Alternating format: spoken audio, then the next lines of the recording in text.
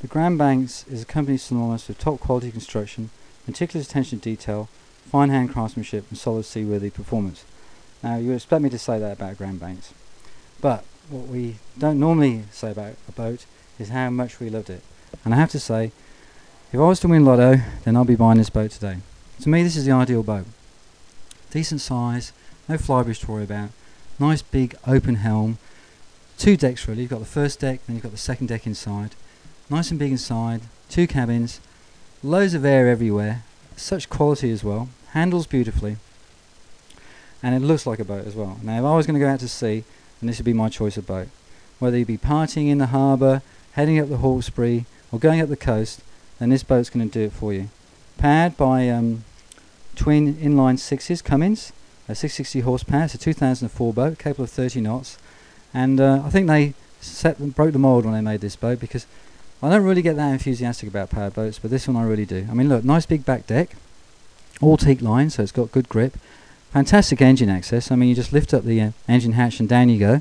So if you've got to do any maintenance down there, change the filters, check the belts, battery top-ups, check any of the charging systems, anything that you need to do down there. It's nice and clean and tidy. You can't sort of walk right in, but you certainly don't have to crouch on your hands and knees. And it's all very nicely laid out.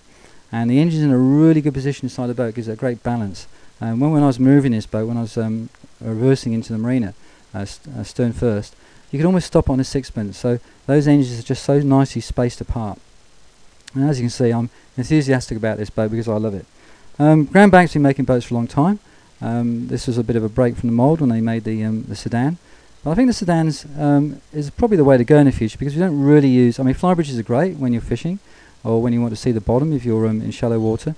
I think these days people prefer sedans. Nice big wide deck all the way around. I mean, that's great for kids and family. I mean, especially if you're out at sea and you've got to go in the front of the boat for any reason, or the anchor's stuck. There's plenty of room there, good handrails, lovely shape as well. Good sunbathing there for anybody who wants to do any sunbathing.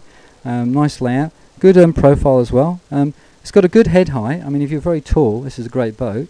It's probably, it looks a bit too tall, but when you're in there it's great because there's plenty of air and plenty of light. And when you think the sun's beating down on the boat, you need plenty of air circulation, so it's pretty good, so that hot air rises and gets out of the boat.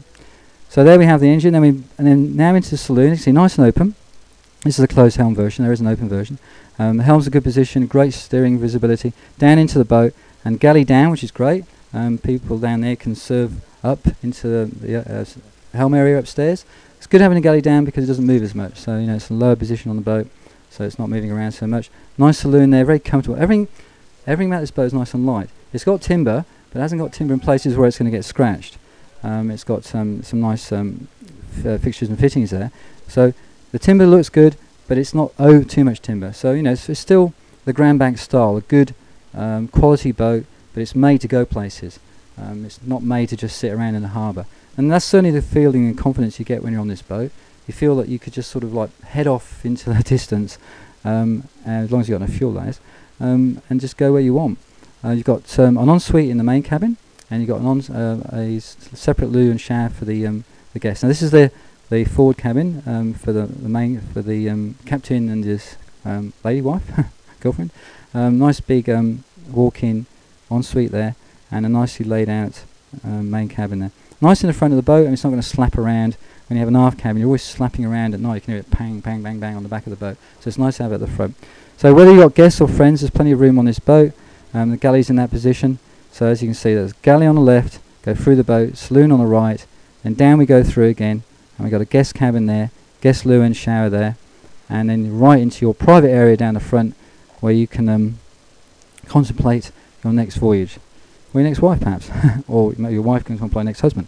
So good layout, nice and roomy, nice and airy, plenty of storage everywhere as well. That was important if you can do any long distance voyage. I mean, this is the sort of boat like you go up to the Whitsundays and just leave it up there, and then go up there again in a few weeks' time and just cruise around. It's that sort of boat. It's got great hull shape, and whether you're going fast or slow on this boat, you really feel the handling. The helm is just a slight touch and away you go.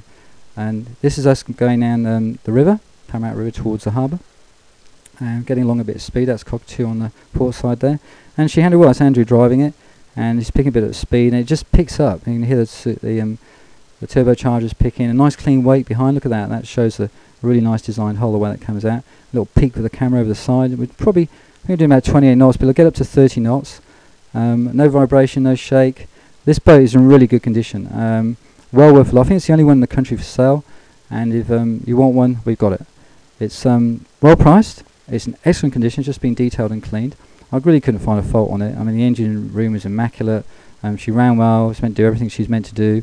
I'll buy it tomorrow, as I say, if I win lotto. If somebody wants to make me a nice little present for Christmas, happy to take this boat. So there we have it. Probably one of the best boats I've ever driven. I really enjoyed it. It's a boat I'd like to own myself. It's not too big. You find it difficult to handle in the wind. It hasn't got the flybridge to worry about, so not too much windage, and it certainly looks the part as well. It's a very fetching boat. It's as you can see there, as Andrew's just cruising around the bottom of Parramatta River there near the Glazel Bridge where we are. She just looks nice, and the wash and the wake there. Nothing, a very dry cockpit as well. Didn't get any water in there, so it turns nicely. For a big boat, it does turn nicely. Can't turn on a sixpence, but probably 50p piece. So yeah, Sydney Boat Sales, one of the best boats I've probably ever had to sell, and I really enjoyed driving it, and I think